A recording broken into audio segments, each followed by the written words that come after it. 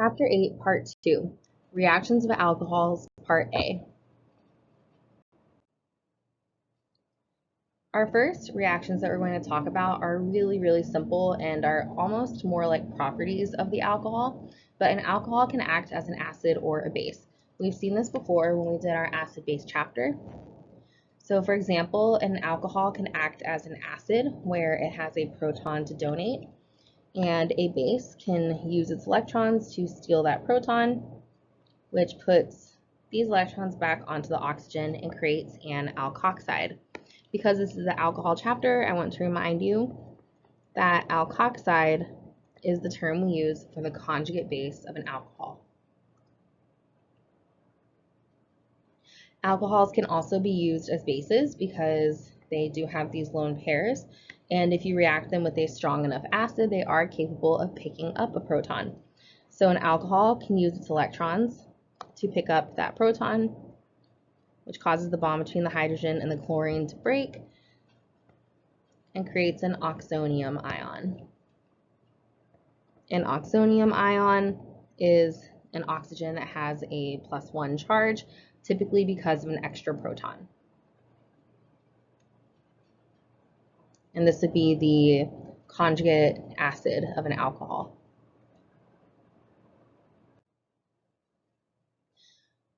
Alcohols can also react with metals, and this is also something that we've kind of seen, we just didn't realize it. So this is the process for creating metal alkoxide salts, which we used frequently in Chapter 7 for both substitution and elimination.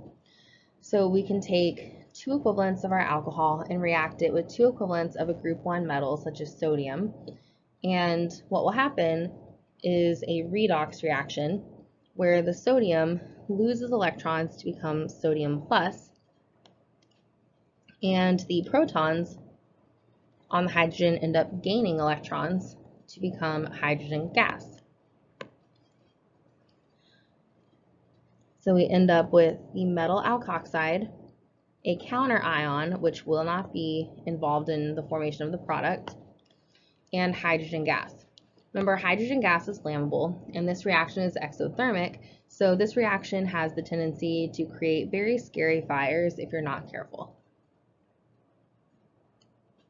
Some of the ways that we typically see these metal alkoxide salts could be as the structure drawn out and then the oxygen paired with a metal.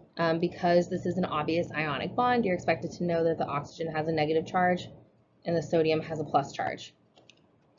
It may also be drawn out more clearly as the alkoxide in the metal ion, or it could be written out in words, sodium ethoxide.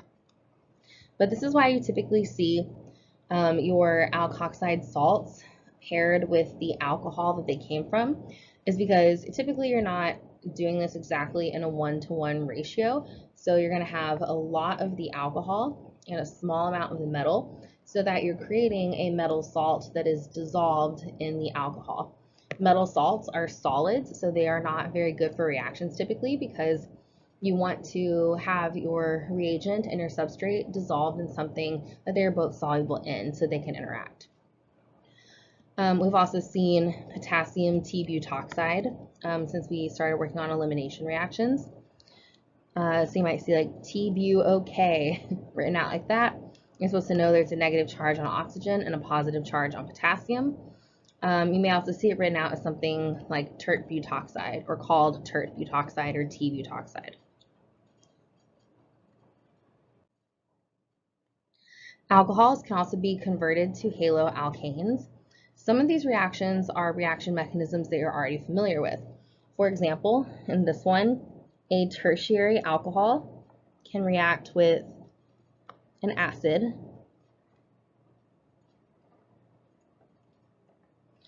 to create an oxonium ion. And the reason that we typically protonate hydroxyl groups is so that we create a leaving group that is capable of leaving. This gives us a carbocation, which can then be attacked by our conjugate base. So this is an SN1 reaction in the way that it's been drawn out. However, this mechanism can also happen via SN2, You can create a good leaving group and then kick it out if it is on a less substituted carbon.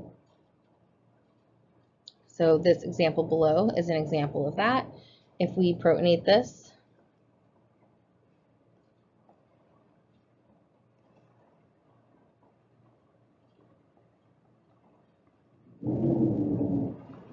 the bromide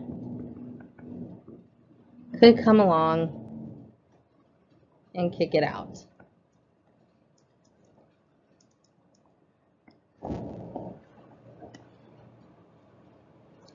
And then there's another way that does not involve a mechanism. Let me erase this so we have some room to work here. There is a mechanism for this reaction, but we are not going to cover it in this class. So you can react an alcohol with a compound called thionyl chloride, SOCl2. The way that this actually looks is you have sulfur with a double bond to oxygen, and it has 2 chlorines on it. And the hydroxyl actually ends up reacting with the sulfur and creating a more complex leaving group. But the net effect here is that the hydroxyl group gets swapped out for the chlorine.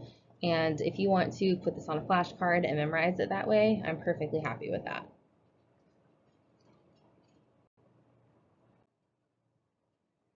Okay, our last reaction here is kind of an expansion on our elimination reactions from the previous chapter. This can happen via E1 or E2. Both of these mechanisms that I provided are going to work E1.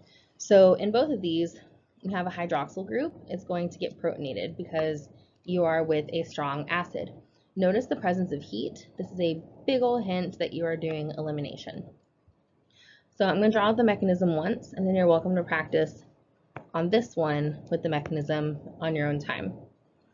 So this alcohol is going to pick up this proton.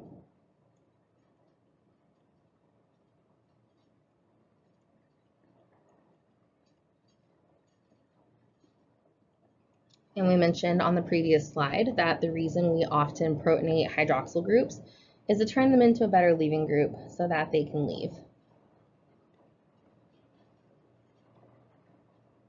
And this gives us a carbocation, which could work for substitution or elimination.